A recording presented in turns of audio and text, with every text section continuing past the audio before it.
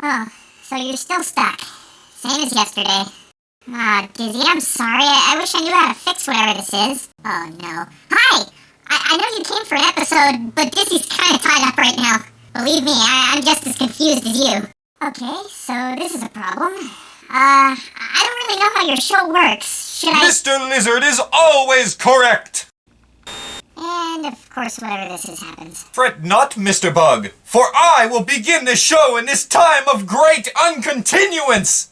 Let's do this shit, DCI. Affirmative. Okay, wait, before you do, I have several questions. Metroid Zero Mission is a video gamey game that released on the GBA in 2004. A fully fledged remake of the original 1986 Metroid, Zero Mission retells the story of the game with upgraded graphics, cutscenes, gameplay, and new content. All that good marinara. Now, I've never played a Metroid game, it's just one of those more hardcore Nintendo franchises that I just haven't tried yet. But what better a way to expand my video game horizons than with a remake of the very first game? Probably just by playing the original game, but I digress. Okay, but who... Metroid is something that's had a lasting impact on game design, along with Castlevania, so much so that it basically created a new game genre. The Metroidvania. Creative name, I know. The way these work is like this. You run through a large, usually pretty damn expansive map with lots of branching paths. You'll usually come to a point where you can't go any further one way, and you'll have to try a different path. Eventually, you'll find an upgrade, like an ability or a weapon, that will allow you to go back and travel to that previously inaccessible area. It is in this way that we progress forward and make... Okay, for just 1 second, stop! Look, Mr. Bug, we'll get to your Q&A about the plot and continuity bullshit after Metroid, alright? Or at least halfway through. The only thing you need to know right now is I gotta do this or we're all fucked. Okay, you seem to know what's up. Thanks, Mr. Bug. It's DOObie. Oh yeah, I sure could use a DOObie right about now, and maybe some Lincoln Logs. The story of Zero Mission is simple. As intergalactic bounty hunter Samus Aran, our Zero Mission entails heading to the planet Zebes. Zebes? There, our objective is to exterminate all Metroids on the planet, as well as defeat the dastardly Mother Brain, a big brain in a jar who controls the Metroids. Also, Samus used to live here. Well, they say you can't go home again. Do you even know what that's from? I can affirm with 92% confidence that he does not. Even you! And what are Metroids? These cool squid crab things. In the games, they tend to not only be an important backstory element, but interesting enemies as well. We'll get to them later. So, touching down in our spaceship, we enter the first area known as Brinstar. Now here's where I gotta break out the honesty card, because I fucking stumbled through this game. The maps can be big and windy, and if you're good enough, you can get upgrades before you're supposed to in sequence break. Now, I know, but this is my first Metroid, and I'm also pretty stupid when it comes to games. If the path isn't straightforward, I'm gonna have trouble. I have trouble finding even Mario secrets, man. That's how you know I'm helpless. However, I did still manage to beat the game. So, I'll try my best here, but I'm not gonna do a great job. I had trouble controlling Samus this whole game. She's agile and fast, but at the same time, slow and heavy. If you jump without moving, Samus will jump straight up, which is pretty easy to control. But if you move forward while jumping, she somersaults. And I just had so much trouble controlling it, it never really did get better for me. But the upgrades you get later on definitely help. And I still had fun, I was just personally frustrated with the controls. Now I'm sure somebody who's played this before is looking at me like I'm brain dead, but I was already brain dead, so that person's a dumbass for expecting anything else. Now, if you do get a little lost, no fuck-ups will be had here. For you can find these things called Chozo statues. Activating one will heal you up and show you a way to go. Of course, the goal is to get to Mother Brain. But alas, this head statue thing blocks the way. We have to make our way to the other areas and defeat the bosses before we can progress to the final battle. And now it's time to party tonight all day until Parade Charlotte Wingo Explosion! Yes, but not to answer even what? Oh, you're right. Sorry. But then again, I did forget you were there, so both of us fucked up. What? How is that my fault? Well, you could have been more noticeable. I have interrupted you multiple times! Agree to disagree. What? Okay. Making our way through Brinstar, after getting our first upgrade, the Morph Ball, we continue forward to pick up our second upgrade, the Missiles. Now, the Missiles are one of the most important power-ups in the game. Not only is it a weapon, but it's also a currency. See, to open doors, you gotta blast them, and some doors can only be opened with missiles. Later on in the game, we can get Super Missiles, which are separate, stronger, and also open even more doors. Most bosses can also only be reliably damaged with missiles. This upgrade stacks, and every time you collect these, 5 more missiles will be added to your max ammo count. Enemies will randomly drop health and ammo when defeated, so if you need to fill up, just grind on the smaller boys. Anyway, after picking up the missiles, we can— Yeah, Metroid is full of surprises. You never know what you'll run into. Looks like that worm only wanted to tussle a bit.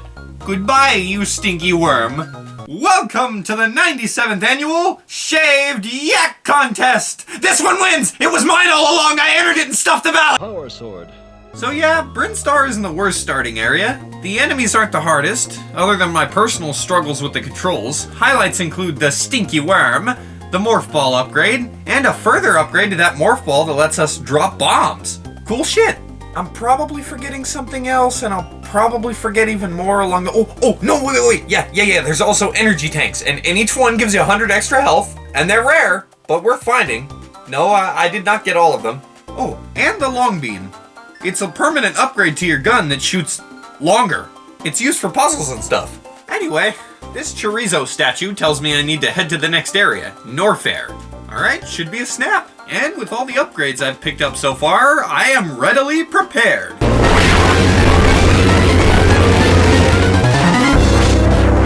I forgot what I was gonna say. Drive off the Stinky Worm and head to the elevator, where a cutscene greets us. It's that big fucking brain, and she knows we're here to fuck shit up.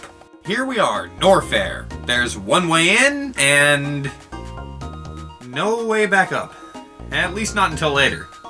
Norfair has lava, and pretty close to the entrance is an elevator to another place called Criteria. And after a little digging, I found a way into these Chozo ruins. These weird little blocks also appeared that we can't do shit about. And that's where we find it. A new upgrade. Unknown item. I'm going on a journey. I will cross vast deserts, brave the snowiest tundras, and some other third place. I will meet many companies, of many different shapes and sizes. Some will part ways, and some will be there for our journey. We will learn many lessons of life and go on deeply personal and introspective voyages. And when we are done, we will create a movie that is 7 hours of a chimp working at a cereal factory. Andy Warhol would be proud. There are several of these unknown items we find throughout the game. Says it's incompatible with my current suit. We'll have to see what they do later. But later has come in the here and now, fucko, because this unknown item gives me the ability to destroy these blocks. And off to the side, I found a temple area with an upgrade that saved my ass so many times in this game. The Power Grip. It lets you grab ledges and pull yourself up. How is that an upgrade? Samus can do that in other games. Now let's not get sidetracked, Stewie. DOObie. Making our way back to Norfair, we can use our new ledge grab to pave the way forward. There's this really hot area that we can't last too long in yet, so we'll have to come back. Forgive me if the detail at which I describe things is fluctuating as the game gets more and more confusing to me the further I go. As does everything, even world peace. You can't be peaceful if you hadn't had bullshit to deal with first. I also got another permanent gun upgrade, the Ice Beam. Now I can freeze enemies and use them as platforms for even more puzzle solving. Eventually, this bozo statue tells me I gotta go back to Brinstar and head to a new area, Kraid. This is the first boss area. Each one is named after their respective boss, this one being Kraid. Kraid's area introduces us to these zipline thingies. Unfortunately, we can't use them now, but maybe later I'll go very early to the store and rob those bitches blind, and maybe also later we might be able to use them. And also, there's these cannons that fucking annihilate anything above them, with you as the ammo. And I don't think I was recording this, but I turned on the switch for the After a Zipperman battle, fuck that thing and continue on our grand quest. Eventually, I stumbled my way into finding another unknown item. Still unsure of its true purpose, for now, we can use it to get rid of the same weird blocks all over Kraid's area. Using this newfound power, we finally reach Kraid. And he's, well, honestly pretty fucking disgusting. He throws his big toenail claws at you and has 2 belly buttons. Why? Anyway, like I said, a well-timed missile shot to the weak point is pretty much the only way to damage bosses. Maybe there's another way, but not in my world. We have to shoot him on the forehead, which makes the big gross fuck open his mouth, where we feed that bitch our finest cuisine. Get Cuisine All-Star Chicken Nuggets meal! And eventually, he moves to his second phase, destroying the floor by shooting dismembered feet out of his 3 belly buttons. Fucking why? Third phase, he turns red. No more nasty surprises. Kraid has been felled by the mighty Samus, and the mission is now partially complete. One side of the statue head thing has been activated, and now it's time to open the other. Behind Kraid is also Samus's next big upgrade, the Speed Booster. With this, if you run long enough, you can fucking rocket through enemies and even some walls at blistering speed. Samus takes the elevator, and we can see the leader of the space pirates, Ridley. He's watching us, and soon, he'll be ready to pounce. He's our second boss. Heading back up into Brinstar, the wall next to us just gives way, and a new area... Okay, look, it's been long enough. I, and the people that actually care, deserve some answers. You know what? You're right.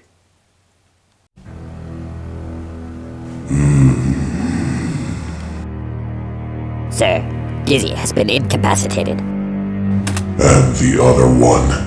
The other one? The DOObie one! Oh, he wasn't there. And you thought not to seek him out? Oh, and I don't even know why you bothered reporting the job. I could see it from a continent away. What was your thought process there? I don't know. It didn't work the first time, so I used a little more juice. Oh, no doubt. Way too much juice. Do you even realize what you did? I stopped Dizzy with overkill? No. That shockwave changed everything. The effects just haven't made themselves apparent as of yet. So should I go back? No. We need to formulate an entirely new plan now. So many factors have changed. I apologize. No, it's fine. Besides, it isn't entirely your fault. Dizzy has more than a few odd properties. Properties I'm sure he isn't aware of at all. I think this may actually benefit us, but only time will tell.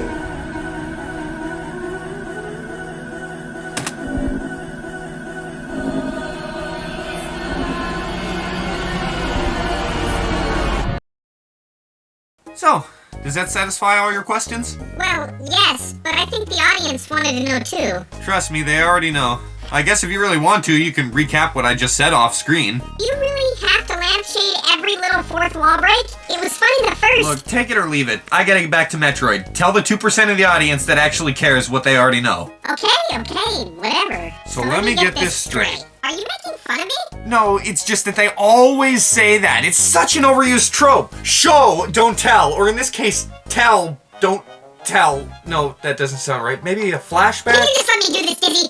Sorry? So, you're a holographic recreation of Dizzy from before, created by that robot, and that robot was put in place to continue the show, and you're here because Prime Dizzy's been disrupted twice. By who? That information is currently unknown. Well, I don't understand why you don't... Too much exposition! Heading back up into Brinstar, the wall next to us gives way, which leads to a small area with a Chozo statue that tells us our next destination. We have to take our asses back to Norfair. Eventually, I did make it back there using my new abilities and gaining a bit of a headache. The next Chozo statue says to go back to Brinstar. Along this back and forth journey, 2 upgrades were found. The high jump lets you jump higher and jump while in ball mode, and our first suit upgrade, the Varia suit. Not only does it give us some snazzy new shade of color, it also ups our defense and makes us immune to lava and acid damage. Well, mostly.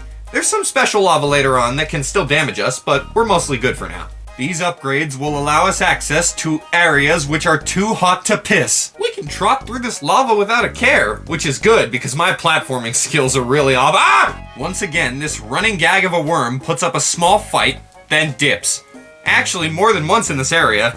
Using the awesome power of the Varia suit, I made it to the next Chozo statue. And it told me to fuck off back to Norfair. Flutter around the mushrooms, that's what pixies do. Eventually, I made my way back to Norfair, and I find a map room. These are just rooms that update the map you're in. You'll see them a few times throughout the game, but they aren't really an upgrade to seek out. The map of Norfair has been further expanded, and shows us the way to the other boss area, Ridley.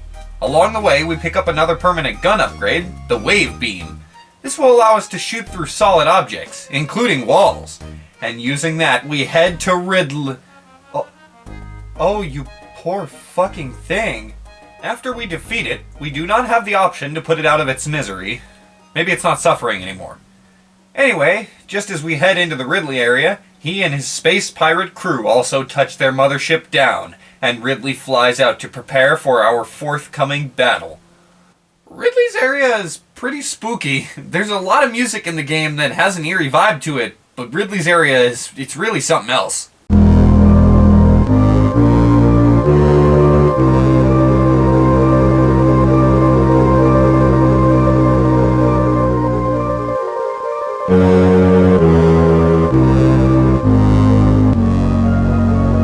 I found yet another cocoon, and in the process of hatching! The miracle of nature! Not much else to see in this whole area. We can head back to Norfair to see another way to enter the area located where there once was not. We drop down into a different part of Ridley's, to the other part where we can see that the cocoon has hatched! Oh, how wonderful nature is! The process of changing and becoming something new!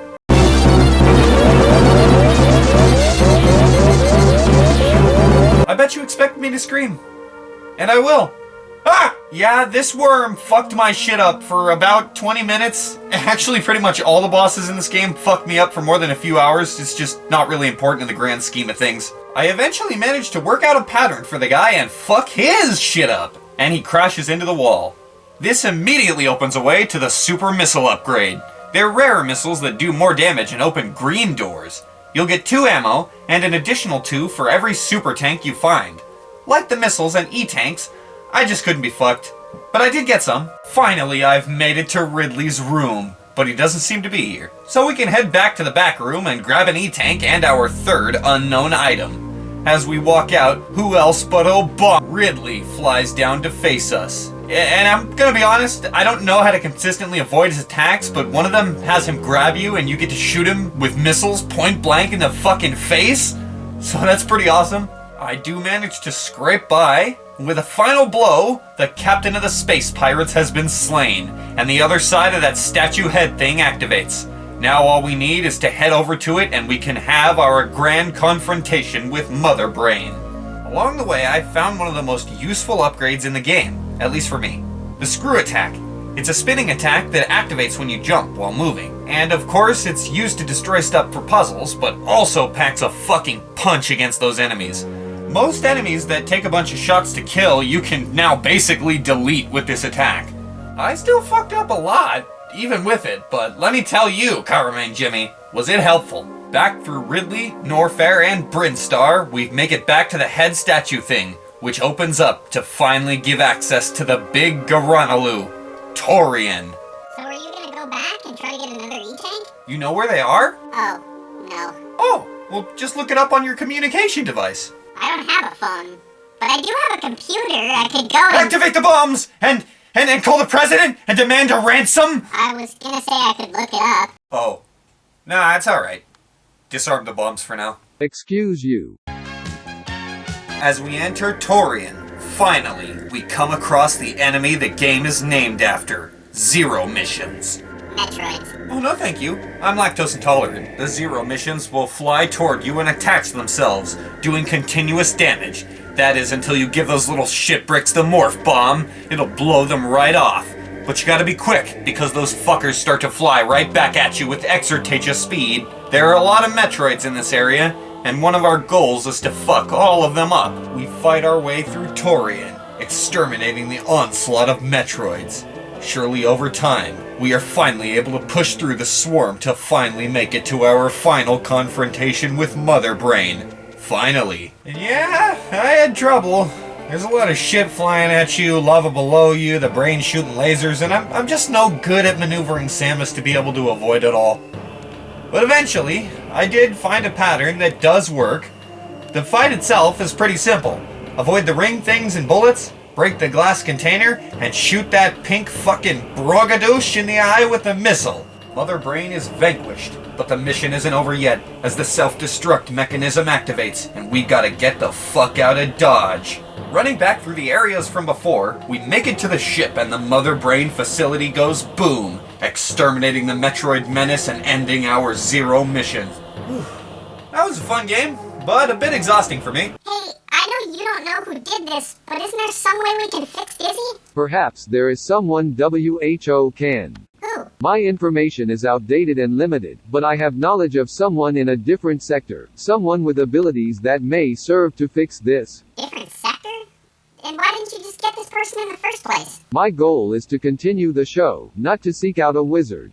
And I did say my information was outdated. That's fair. But maybe you could go there, Mr. Bug. I was thinking that same thing. Ridley's pirate crew. Samus isn't out of the hot water yet as she maneuvers around the laser blasts. It seems like she managed to get away. But alas, a laser strikes true and down goes Samus's ship. Now, with her power suit and ship damaged, Samus must make her way onto the mothership armed with only a pistol. For the ship may be her only chance of escape. The mission has changed.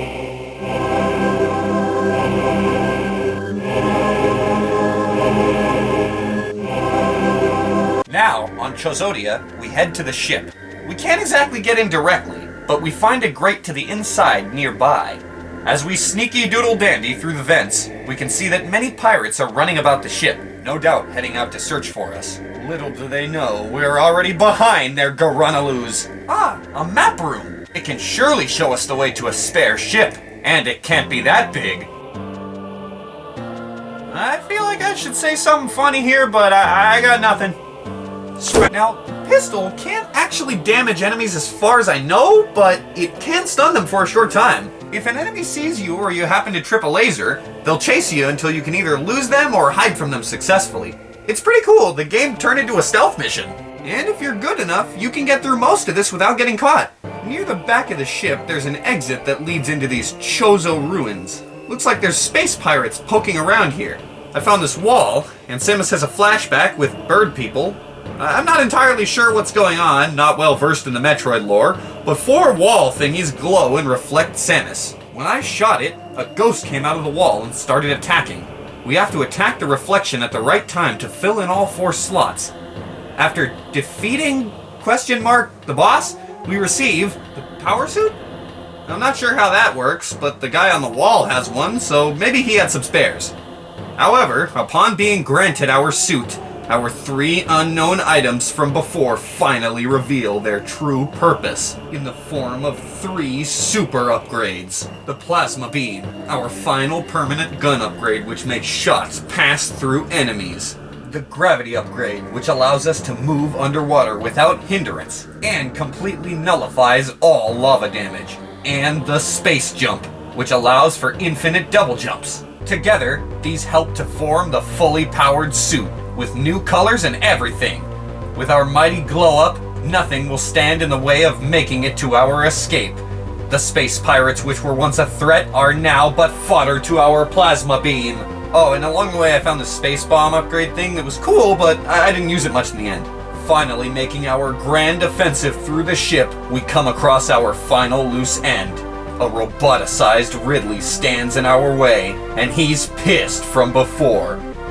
A drawn-out battle between the two commences, and after a while, the metal monstrosity is finally brought down by a missile.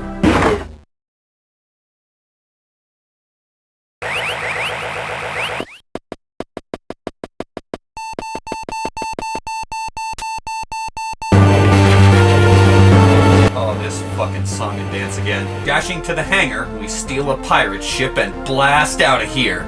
The ship explodes, and our mission is finally complete. And I've completed my first Metroid game. I didn't think I could actually do it, but look at me now. I'm gonna look back on this and, well, really no, I won't, because I gotta stop existing when we fix Prime Guy's problem and he won't remember this. Doesn't seem to bother you that much. Well, it didn't until I started thinking about it, and now I'm sure the existential dread will grow until it eventually bursts, but for now, we ballin'. Oh, jeez. I'm sorry. Fallen, but at what cost, huh? I see tracks. After beating the game, we unlocked the option to play the original Metroid.